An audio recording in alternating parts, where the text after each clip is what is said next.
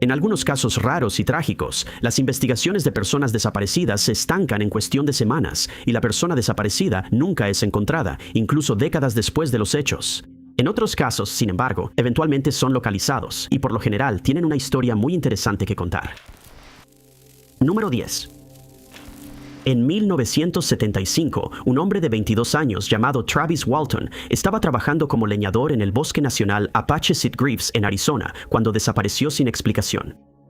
Cuando finalmente lo encontraron, contó una historia que la mayoría de la gente consideró muy difícil de creer. El lugar en cuestión estaba ubicado cerca de Turkey Springs, y ese día, el 5 de noviembre de 1975, Walton y su equipo estaban trabajando arduamente. Travis había estado trabajando como leñador por menos de un año, y aunque el trabajo era sumamente exigente, parecía disfrutarlo. El proyecto de tala en el que estaba trabajando se había retrasado, pero el equipo seguía adelante y avanzaba constantemente cada día.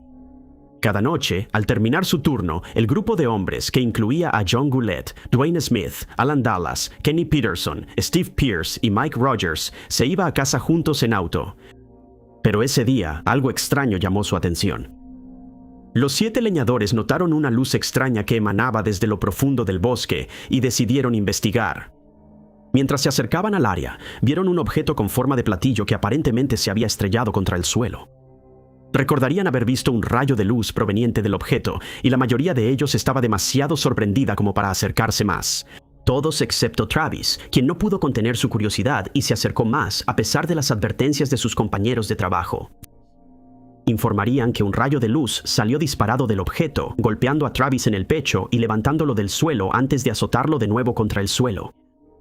Esto aterrorizó a los otros 6 hombres, quienes huyeron de inmediato, pero prometieron regresar para revisar a Travis.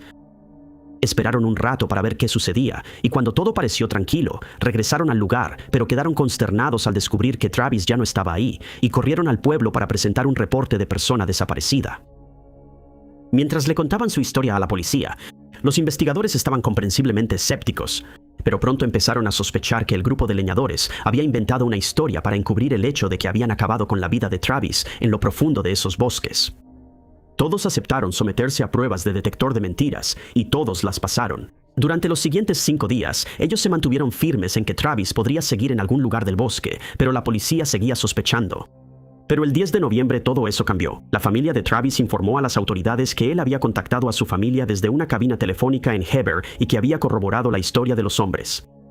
Agregó que había sido secuestrado por criaturas extrañas y que lo habían llevado a otro sistema solar donde podía ver todas las estrellas a su alrededor, pero no había sol ni planetas.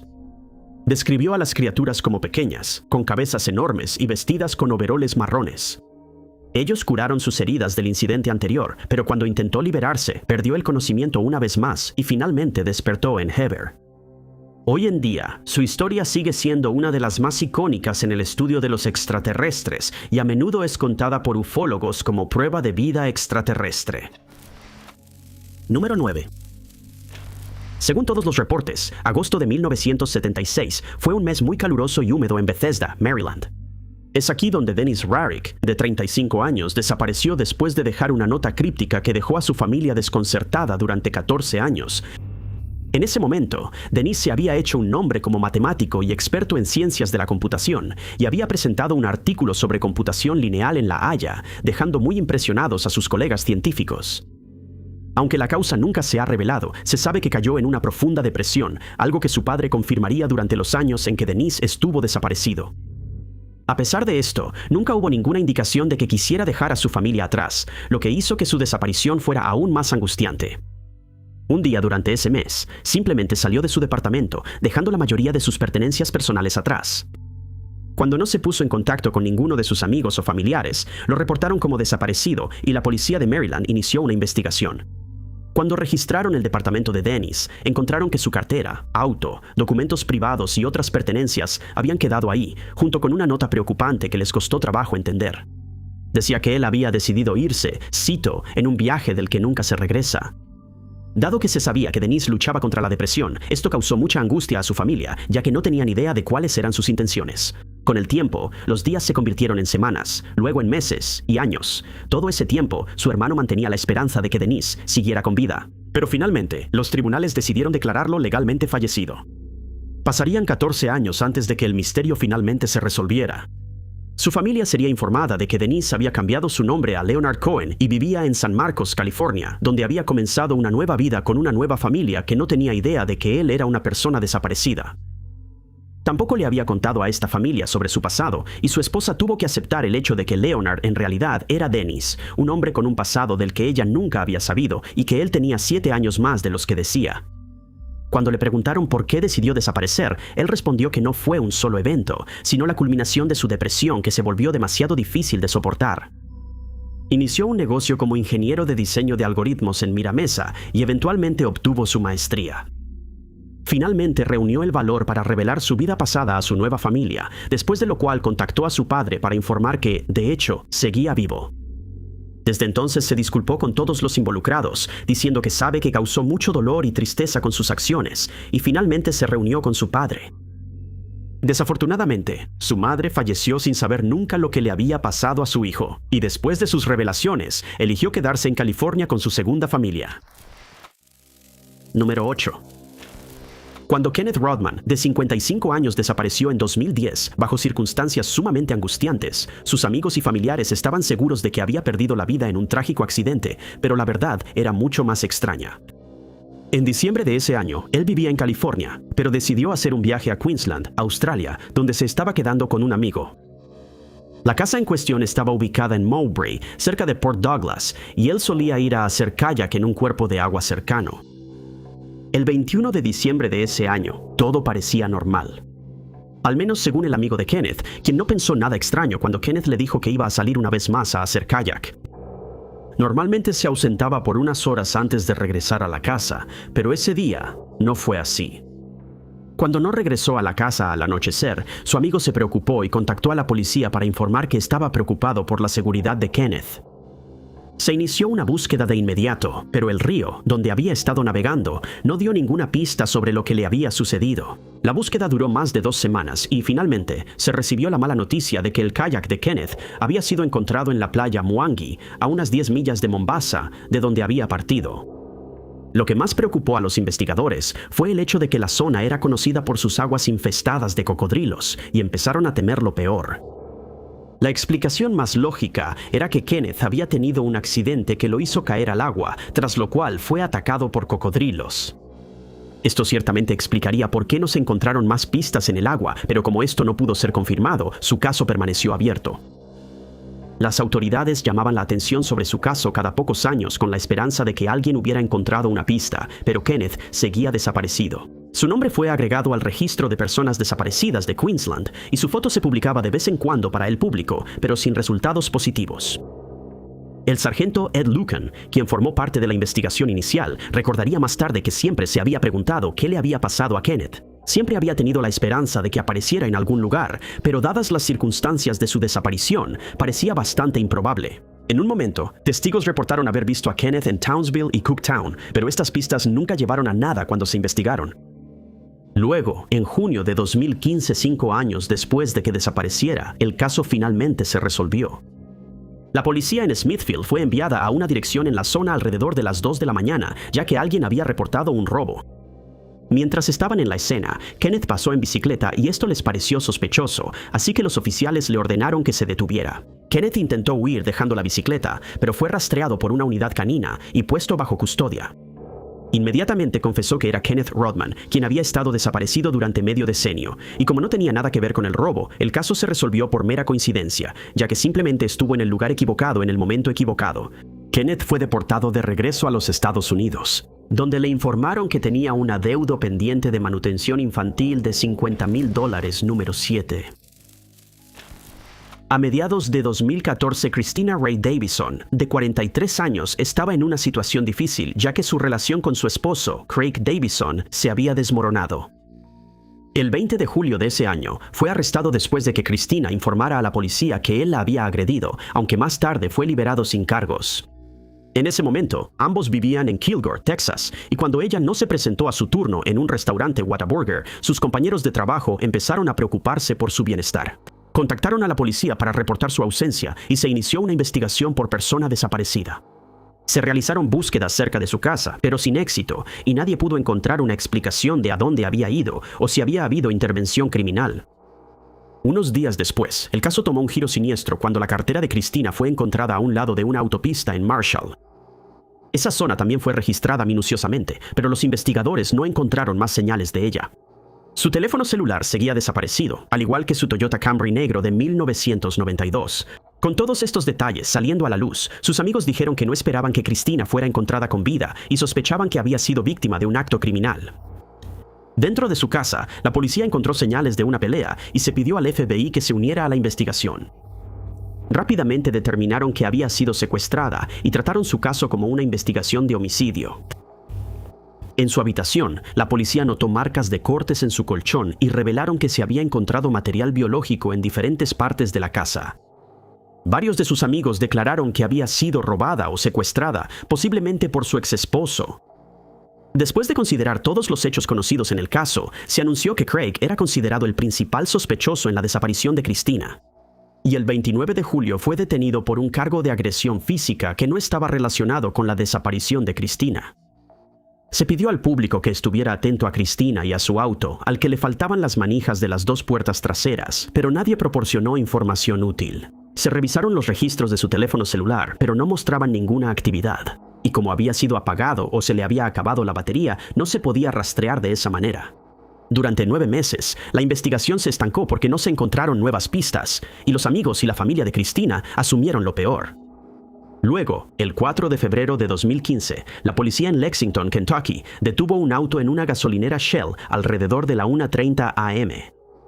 Al revisar los datos del conductor en la base de datos del National Crime Information Center, los oficiales se dieron cuenta de que habían encontrado a Cristina después de que se emitiera una orden de arresto relacionada con sustancias ilegales. Había registrado el auto nuevo a su propio nombre, así que no había duda de que era ella. La enviaron de regreso a Texas, donde fue juzgada por posesión de sustancias controladas, pero el resultado nunca se hizo público. Número 6. Después de su repentina e inexplicable desaparición en 1984, se creía que Petra Patsitka, de 24 años, había sido víctima de un crimen, y sus amigos y familiares estaban seguros de que nunca la volverían a ver, pero estaban equivocados. En ese momento, Petra era una estudiante de informática que vivía en Brunswick, Alemania. Se sabía que el día de su desaparición, el 26 de julio, había asistido a una cita con el dentista, después de la cual planeaba visitar a sus padres. Ella abordó un autobús hacia Wolfsburg alrededor de las 3 de la tarde y se esperaba que llegara unos 40 minutos después. Pero esa noche no había llegado a la casa de sus padres y no se había comunicado con ellos para cancelar la visita. Más tarde se supo que Petra había retirado dinero de su cuenta bancaria ese día y luego le pidió a su vecina que cuidara de su pájaro mascota. Cuando sus padres no pudieron encontrarla ni comunicarse con ella, la reportaron como desaparecida y se organizó un gran operativo de búsqueda. El caso apareció en un popular programa de crímenes alemán con la esperanza de que alguien reconociera a Petra y proporcionara nueva información y que finalmente ella pudiera regresar a casa. También se realizaron varias búsquedas a gran escala, pero a pesar de esto, no se encontraron más pistas y parecía como si Petra simplemente hubiera desaparecido sin dejar rastro. Su familia y amigos no tenían idea de lo que le había pasado, y 3 años después recibieron una noticia que los dejó devastados.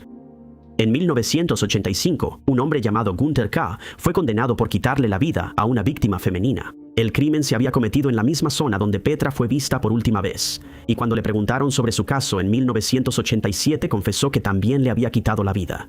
Pero no pudo decirle a la policía dónde se podía encontrar a Petra, así que su caso nunca se resolvió. Sin recibir más pistas ni información, se asumió que efectivamente había perdido la vida y en 1989 fue declarada legalmente fallecida. El expediente del caso se cerró y, según todos los informes, se asumió que Petra había tenido problemas en algún momento y que había perdido la vida debido a un acto criminal. Parecía que su caso permanecería sin resolverse para siempre, pero en 2015 tomó un giro completamente inesperado. En septiembre de ese año, la policía de Düsseldorf recibió reportes de una entrada forzada. Cuando llegaron al lugar, fueron recibidos por una mujer que se identificó simplemente como la señora Schneider y le pidieron que mostrara su identificación. La mujer entonces admitió que su nombre en realidad era Petra Patsitka y que había sido objeto de una investigación por desaparición desde mediados de los años 80. Ahora tenía 55 años y había estado viviendo en diferentes ciudades de Alemania durante 30 años. Nunca abrió una nueva cuenta bancaria y solo usaba efectivo, y se mantenía a sí misma a través de lo que ella describió como trabajo ilícito. Cuando le preguntaron por qué nunca había contactado a su familia, solo declaró que los problemas familiares no fueron la causa de su desaparición deliberada, pero agregó que no tenía interés en reunirse con sus seres queridos. Número 5. Cuando fue encontrada con vida después de una experiencia angustiante durante la cual se perdió en el bosque, Lisa Terris, de 25 años, le dijo a los medios que estaba agradecida y se sentía afortunada de estar viva después de confiarle su vida a la persona equivocada. Lisa es originaria de Alabama y es legalmente ciega, lo que hace que su historia sea aún más extraordinaria. En 2017, ella estudiaba radiología y su futuro parecía prometedor, pero un día, su vida dio un giro inesperado. Había estado pasando tiempo con 2 hombres en el condado de Bullock y el trío decidió ir al bosque por un rato. Mientras estaban allí, los 2 hombres decidieron irrumpir en una cabaña de caza en la zona, pero Lisa no quería tener nada que ver con eso. Lo único que pudo hacer fue alejarse de los 2 hombres y de la escena del crimen, así que su única opción fue correr hacia la oscuridad del bosque, pero luego se perdió y no pudo encontrar el camino de regreso a la civilización. Cuando no regresó a casa esa noche, su familia supo de inmediato que algo andaba mal y presentaron un reporte de persona desaparecida, en el que incluyeron el hecho de que Lisa era legalmente ciega, lo que la ponía en grave peligro. Los 2 hombres aparentemente la habían abandonado en el bosque sin siquiera buscarla, y más tarde ella declararía que claramente había confiado su vida a las personas equivocadas. Mientras estaba en plena naturaleza, siguió buscando una casa o a alguien que estuviera caminando por la zona, pero sus esfuerzos fueron en vano. Pronto, pasaron los días y Lisa no estaba más cerca de encontrar el camino a casa. Tenía hambre, sed y estaba a merced de los elementos, así que sabía que tenía que hacer todo lo posible para sobrevivir hasta que la encontraran. Empezó a buscar bayas y hongos, los cuales le proporcionaron algo de nutrición.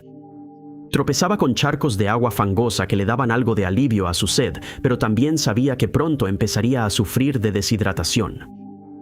En algunos momentos empezó a rendirse, pero pensar en sus amigos y en su familia de vuelta en casa la hacía seguir adelante. No podía soportar la idea de no volver a estar con ellos, así que siguió buscando ayuda. En un momento, encontró una raíz grande que usó como bastón, pero al tener discapacidad visual, iba a ser difícil mientras avanzaba a tropezones por el bosque. Luego, 28 días después de que huyó al bosque, una mujer llamada Judy Garner, quien iba conduciendo por la carretera 82, se encontró con Lisa, golpeada y magullada, quien finalmente había logrado llegar a una carretera. Estaba gravemente deshidratada y al borde de la inanición, pero después de que Judy llamó al 911, Lisa fue llevada a un hospital cercano, donde recibió el tratamiento que necesitaba.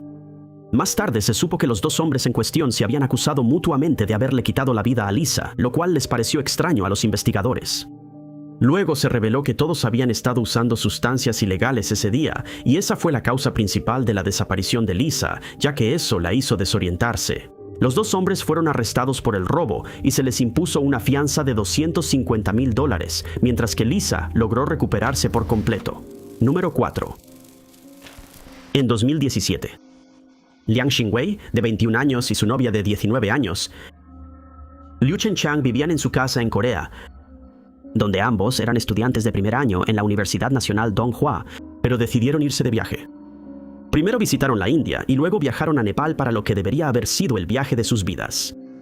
Se establecieron en Dading a principios de marzo de ese año, mientras la zona experimentaba mal clima y mucho frío, pero la pareja no permitió que estas inclemencias del tiempo les bajaran el ánimo, y el 9 de marzo decidieron salir a hacer una caminata. Se especuló que simplemente querían pasar un tiempo al aire libre, ya que habían estado teniendo algunos problemas. Primero, parte de su equipaje había desaparecido, y en los días previos a su desaparición, empezaron a discutir por cosas pequeñas. Liu publicó en su perfil de Facebook que deseaba no haber hecho ese viaje, pero decidió quedarse con Liang. Se mantenían en contacto con sus familias, pero el 10 de marzo empezaron a dejar de hacerlo. Esto causó mucha preocupación entre sus seres queridos, ya que sabían que había estado nevando en Dading, y contactaron a la policía para presentar 2 reportes de personas desaparecidas. El caso fue llevado a la atención de la policía nepalesa, y para el 15 de marzo ya se estaba llevando a cabo un operativo de búsqueda. La policía utilizó a 3 guías profesionales que conocían muy bien la zona, incluso bajo la capa de nieve más espesa. Se utilizó un helicóptero para buscar desde el aire, y fue entonces cuando se supo que la pareja probablemente había estado caminando hacia el pueblo de Langtang, donde planeaban reunirse con algunos de sus amigos de Corea. La búsqueda no salió como se planeó, ya que nuevas nevadas dificultaron los esfuerzos de los guías. Para empeorar las cosas, la zona empezó a experimentar avalanchas regulares, lo que hizo que las condiciones fueran aún más peligrosas. Más tarde se supo que la pareja se perdió cuando la zona quedó envuelta en niebla y no pudieron encontrar la ruta que buscaban. Entonces decidieron seguir un río con la esperanza de encontrar un pueblo en la zona, pero cayeron por el borde de una cascada o quedaron atrapados en una cueva de la que no pudieron volver a subir.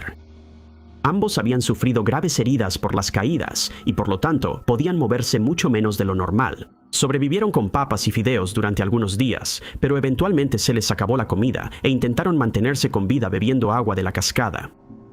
47 días después de que desaparecieron, Long y Liu finalmente fueron encontrados, pero desafortunadamente Liu había sucumbido a las inclemencias del tiempo.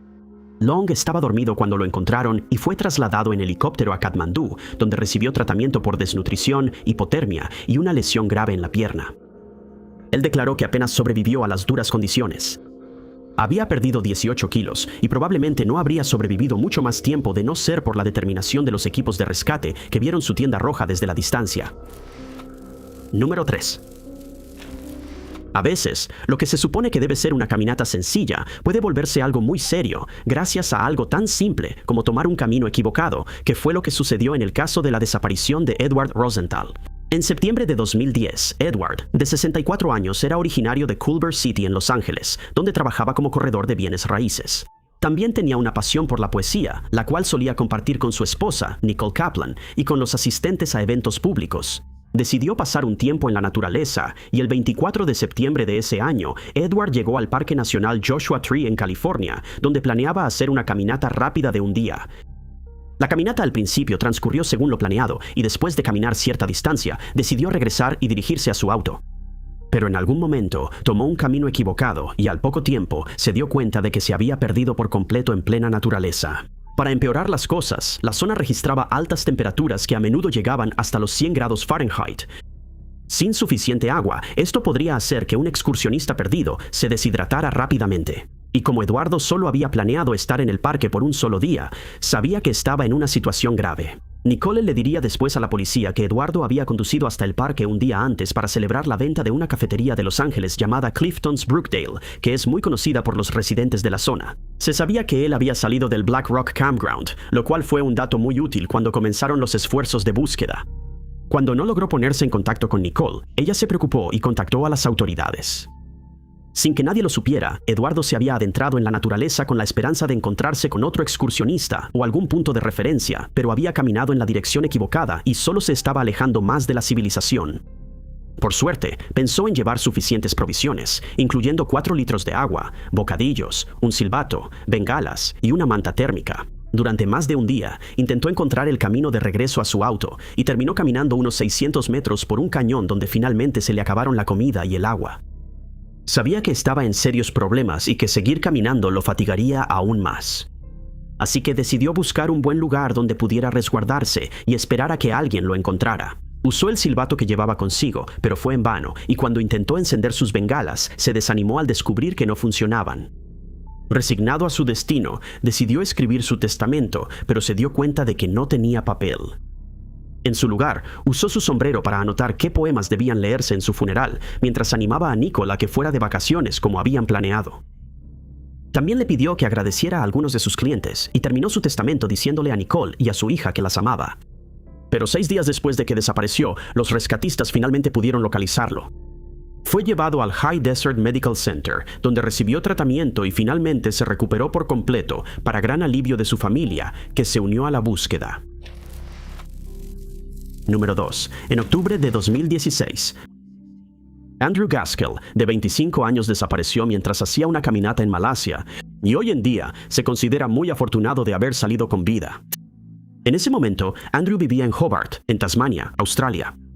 Trabajaba como ingeniero civil, pero había estado planeando hacer algunos cambios en su vida, los cuales hizo antes de desaparecer. Sentía que su trabajo le había dado muy poca satisfacción y aunque disfrutaba trabajar con su jefe y colegas, necesitaba hacer algunos cambios para asegurar su propia felicidad.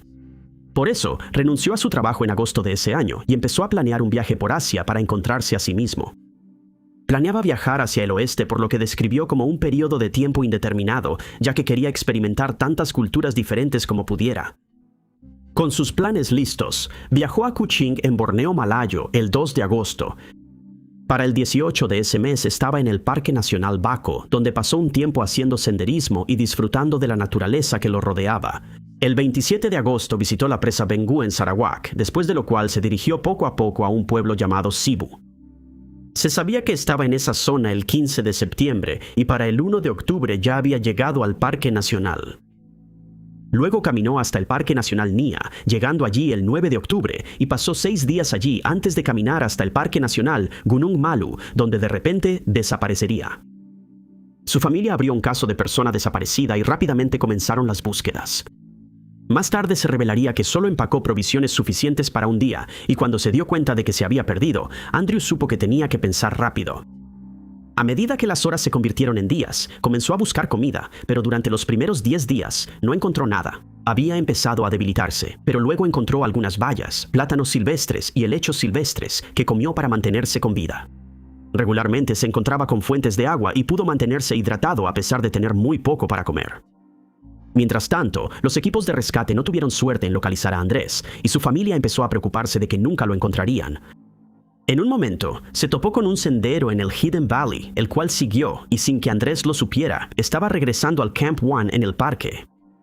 Había sufrido una lesión en el pie y lo habían picado muchos insectos. Cuando finalmente lo encontraron, los rescatistas notaron que estaba demacrado y débil y sintieron que no habría sobrevivido mucho más tiempo sin comida y refugio adecuados. Fue trasladado en helicóptero a la ciudad de Muri, donde recibió tratamiento y finalmente se recuperó por completo. Su familia agradeció a todos los rescatistas involucrados, afirmando que Andrés probablemente no habría sobrevivido si hubieran abandonado la búsqueda. Número 1. El interior de Australia es uno de los lugares más implacables de la Tierra, y fue aquí donde una estudiante de 19 años llamada Jamie Neal desapareció en 2009, comenzando un calvario que probablemente nunca olvidará. Jamie acababa de graduarse de la preparatoria cuando decidió tomarse un año sabático antes de comenzar sus estudios en gobierno y política. Él vivía en Muswell Hill, en el norte de Londres, cuando decidió viajar a Australia y partió el 22 de junio de ese año. Él planeaba viajar a Laos, Vietnam y Nepal, y se suponía que debía regresar a Londres en septiembre para comenzar sus estudios en la Universidad de Exeter. Él llegó a Katoomba, en Nueva Gales del Sur, Australia, el 2 de julio, y ahí se registró en un hostal juvenil.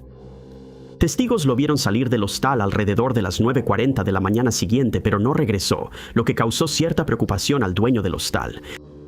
Revisaron la habitación de Jamie y dentro encontraron su celular, documentos personales, pasaporte y otras pertenencias. Se suponía que Jamie asistiría a un recorrido por un sistema de cuevas cercano unos días después, pero nunca llegó.